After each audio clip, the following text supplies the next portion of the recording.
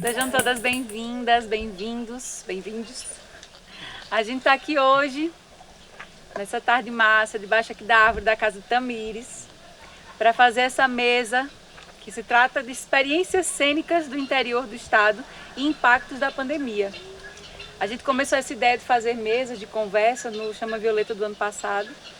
E embora a gente imaginasse que ia ter um desdobramento interessante, acho que a gente não tinha nem noção de que isso ia transformar na coisa mais linda que a pandemia legou pra gente. A gente fala em impacto da pandemia, em geral a gente vai pensar em coisas ruins, né? Nos trabalhos que perdemos, nas pessoas que perdemos.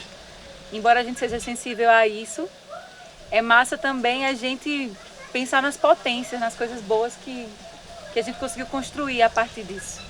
E uma dessas coisas, talvez para mim a mais potente, seja a criação da RIPA. Por isso que essas três figuras estão aqui, essas quatro, incluindo a mim também, somos gestores da RIPA. E a gente vai conversar um pouco sobre ela com vocês hoje. Então, por favor, eu nem me apresentei, me empolguei tanto que não me apresentei. Eu sou Caroline Arcoverde, eu sou atriz, produtora e palhaça lá da cidade de Arco Verde, no sertão do Moxotó. E agora vocês se apresentam também para o povo. Meu nome é Antônio Veronaldo, né? Sou ator, diretor e dramaturgo da Companhia Biruta de Teatro lá de Petrolina, no sertão do São Francisco.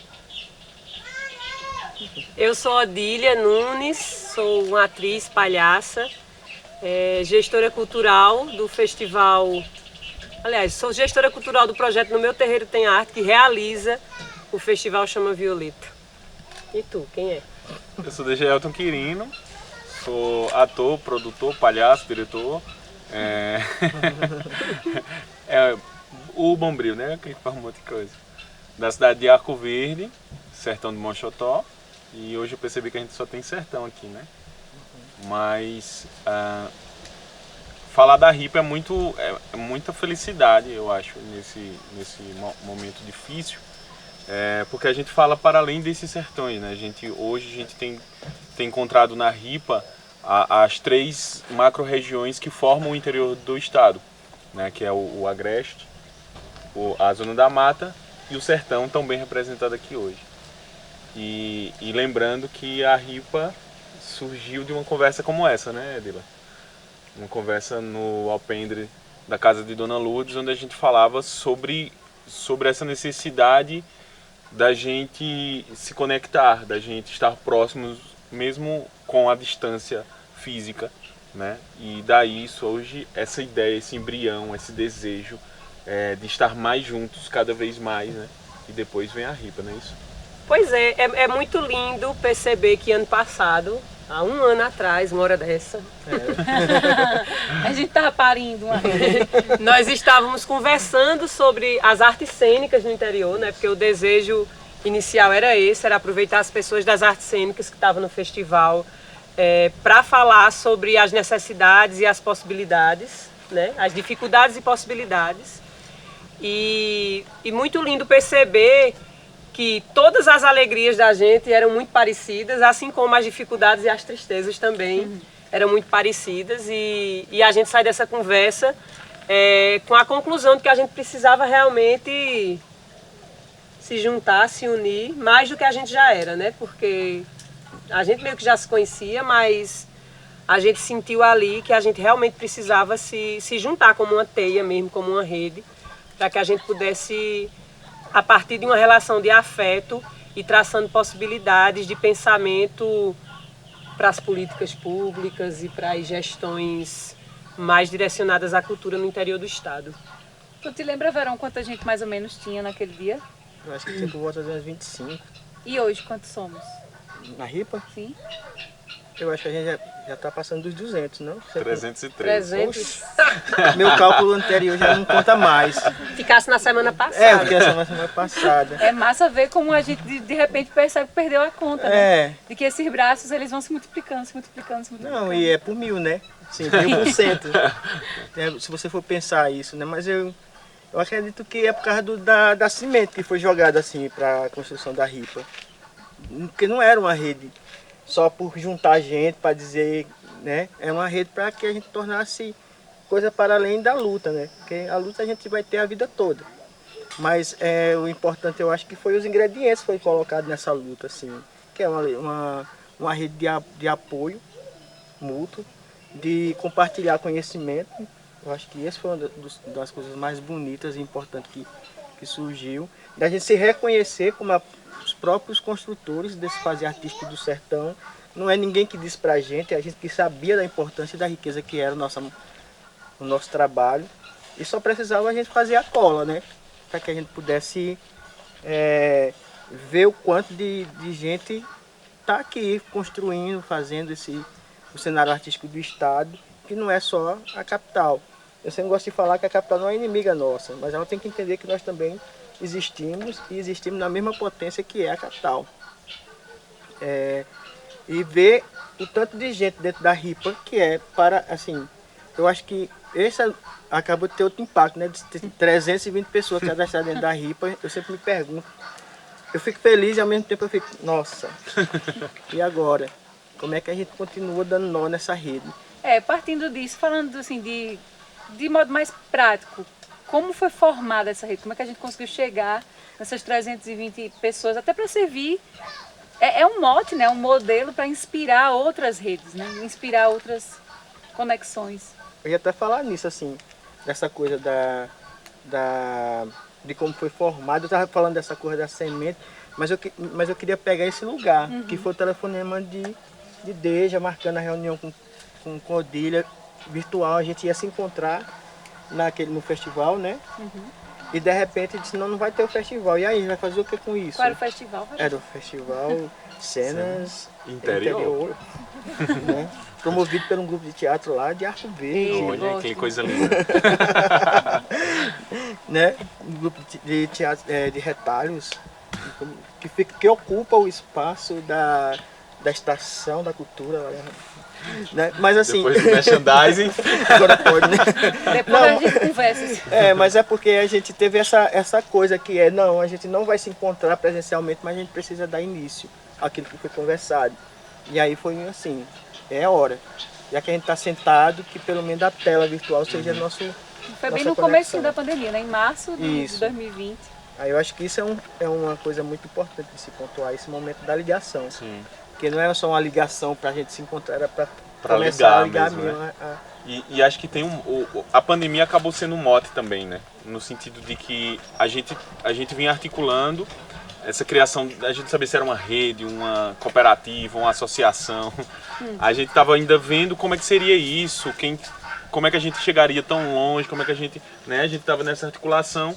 E aí quando vem a pandemia, a gente se olha e a gente percebe isso, assim, cara, e agora? A gente começou esse diálogo, a gente percebe que existem muito mais pessoas como nós, né? E é hora da gente se ligar para que a gente se fortaleça também nesse momento de crise. E eu acho que uma das coisas que desde o início a gente pautou e pauta para a RIPA é essa ligação através do afeto. Né? Eu acho que tem sido um grande diferencial. E às vezes a gente fala afeto, isso pode ficar parecendo um pouco solto, né? Assim, afeto. Mas o afeto real de você entender que quando você faz um festival como Chama Violeta, né, que tem acontecido, é você entender quantos braços, quantas mentes, quantos corpos, quantas almas estão postas para esse projeto acontecer, sabe? E dizer, não, nós vamos fazê-lo acontecer. Isso para mim é o afeto nas trocas, o afeto em disponibilizar o meu tempo, o tempo do meu companheiro, da minha companheira, para que a gente juntos pense em soluções que muitas vezes não são unicamente para mim, ou às vezes eu nem vou ser beneficiado diretamente, mas sei que isso vai abraçar tantas e tantas pessoas que historicamente não tem essa relação, né? Não tinha essa coisa. E eu acho que o afeto é esse ponto de partida, né, Dila? Pensando nisso, Dila, fala pra gente um pouquinho das ações que decorreram desse encontro, né? O que a RIPA tem feito nesse sentido da gente avançar? Antes de falar nisso, eu acho que a gente precisa trazer que ano passado na mesa a gente estava pensando numa discussão das artes cênicas e de repente hoje a RIPA se tornou muito além disso, né? Porque a gente tem dentro da rede filiados de todas as linguagens. Vou até né? dizer o que é RIPA, né? Né? É Rede Interiorana de Produtores Técnicos e Artistas. artistas. Então vai para além das artes cênicas e para além da arte, né? A gente tem Músicos, técnicos. artistas né? plásticos, E tal, artistas da literatura, Produtores. produtores, técnicos, que engraçado essa coisa dos técnicos, para nós era muito importante no início da RIPA, assim, deixar frisado que era uma rede que também estava aberta para técnicos, que às vezes parece que está muito à parte, né? Sim. E somos todos parte de uma mesma cadeia, todos parte de um mesmo movimento. Né? E aí, entrando nisso do que a gente já fez, a gente... Nós estamos sendo... Essa é a aprovação, assim. A gente... Menino, isso ainda nem é o vento, viu? Ele vai chegar ainda. Chegando ainda. Não, passou por ali. Passou. Fez só um pedacinho da barba dele. Tá lineado. Agora ele chegou.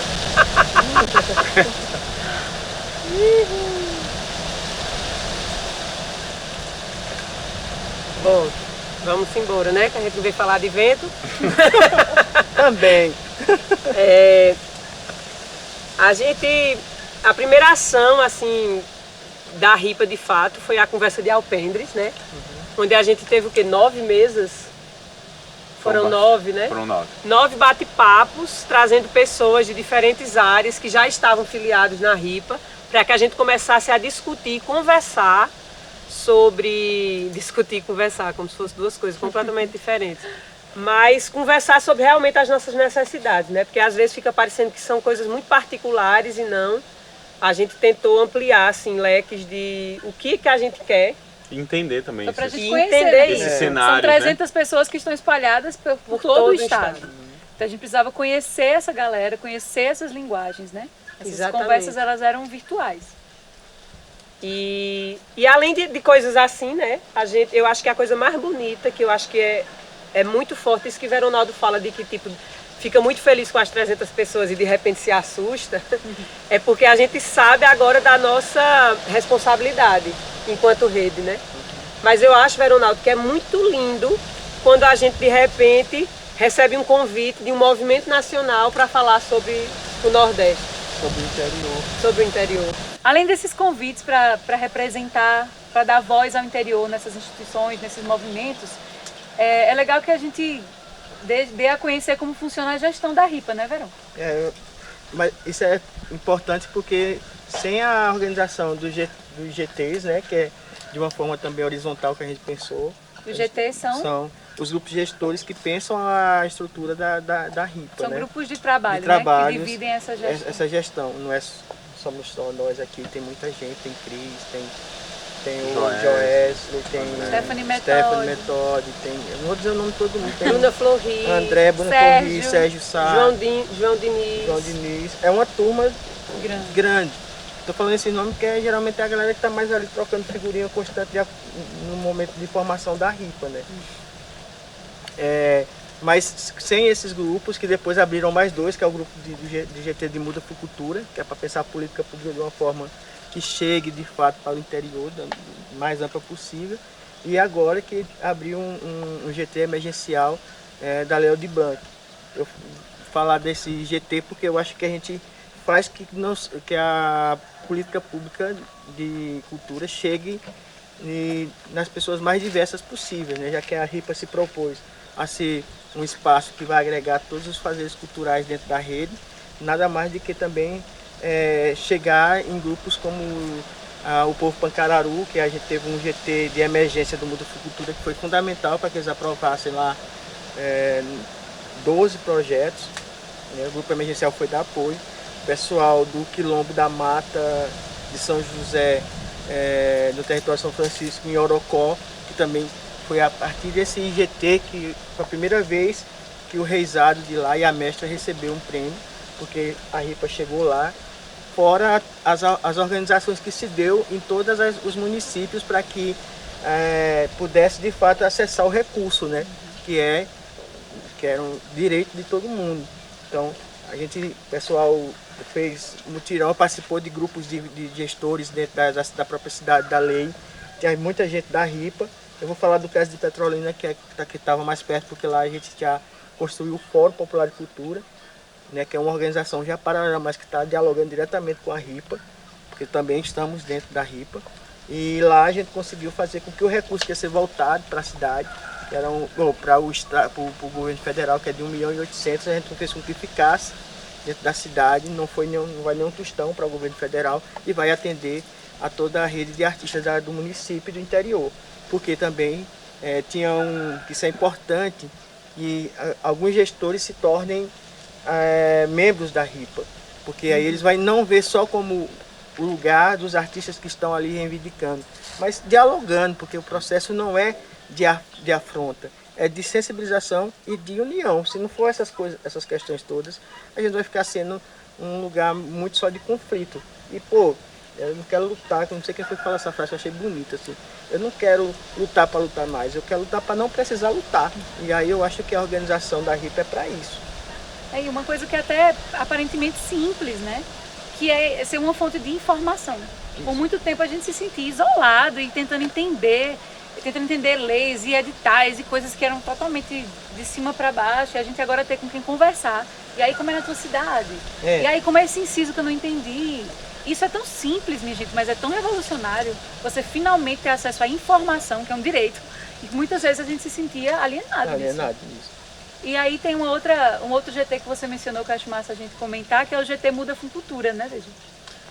O GT Muda Funcultura surge também dessas inquietações primeiras, né? Acho que ano passado a gente conversou aqui e com a Odília a gente conversava muito, eu diretamente, assim, né? A gente conversava muito sobre essas questões do Funcultura e da dificuldade de entender o edital, a dificuldade do edital entender o interior.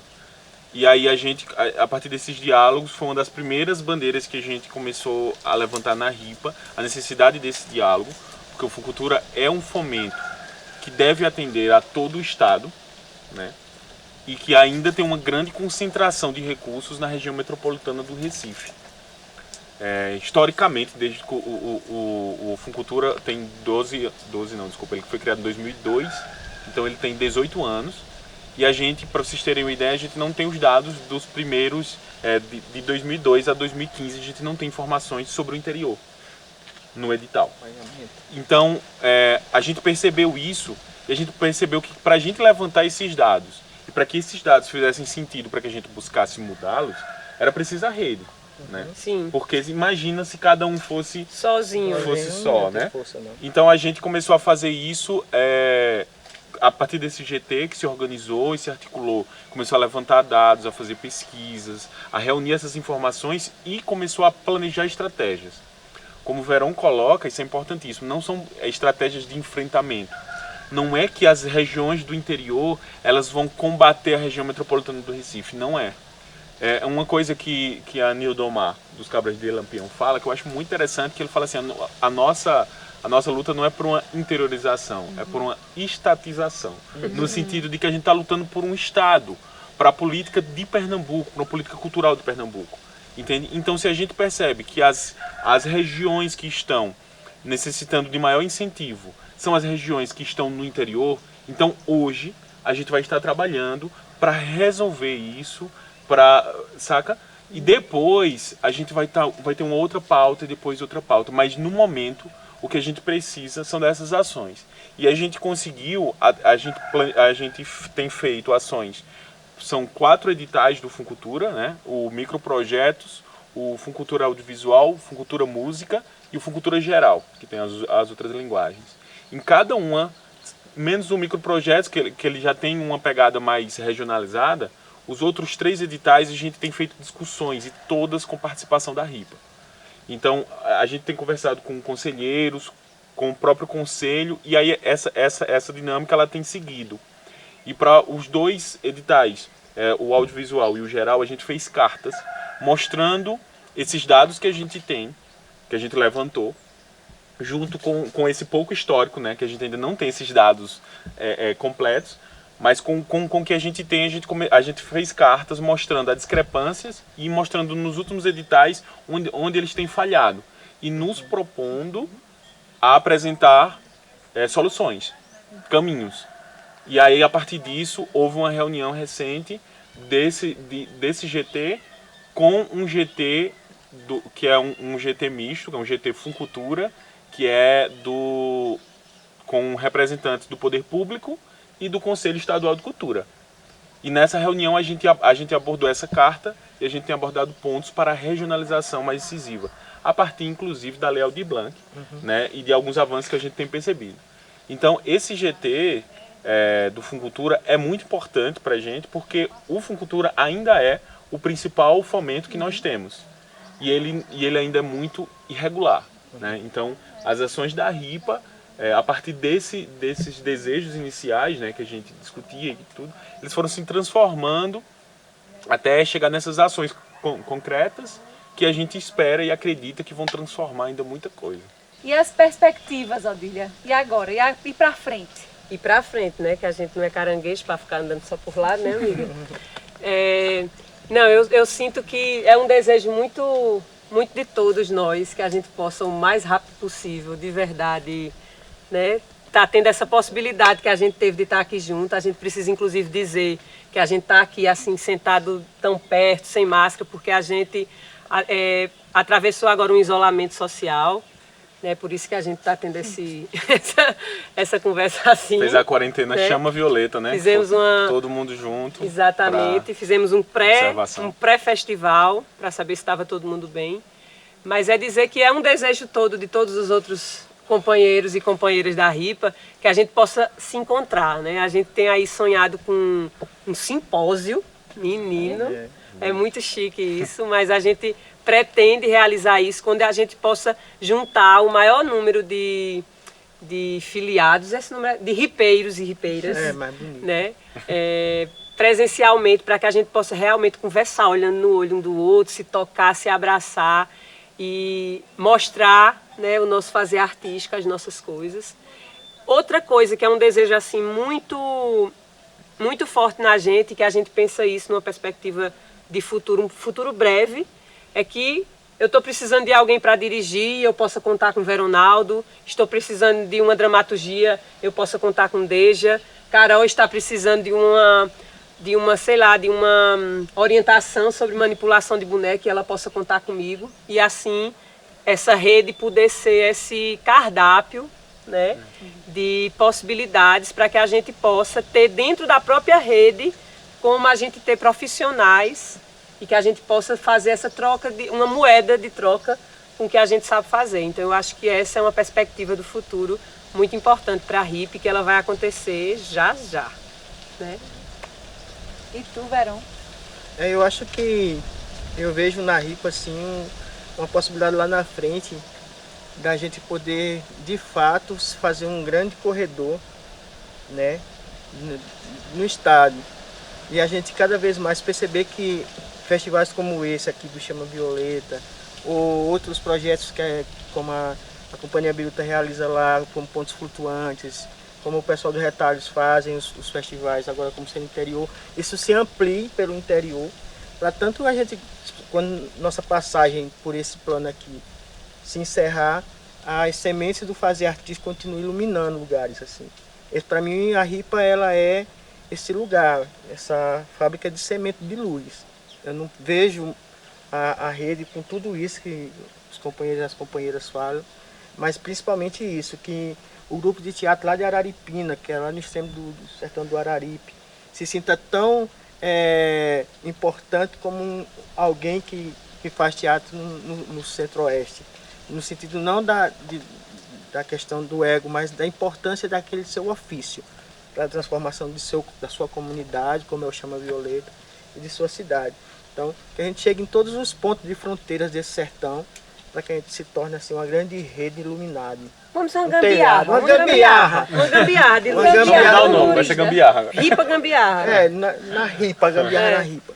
Mas é isso, eu acho que é essa coisa que eu sempre me preocupei, enquanto artista, quantos artistas iam ficar no sertão. Porque, né, muitos perderam o sonho de continuar na sua terra porque foi para outro lugar. E eu vejo que é cada vez mais importante a gente estar no nosso terreno, né? Com a mesma responsabilidade, porque com o no meu mesmo terreno respeito. tem arte. Exatamente. Tu vai perguntar. Oh, minha gente, tudo já. Eu sou megalomaníaco, né?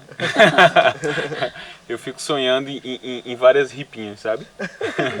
Não, eu percebo, eu tenho pesquisado e vi que, por exemplo, na Bahia tem uma rede do interior, é a Cactiba, que a gente...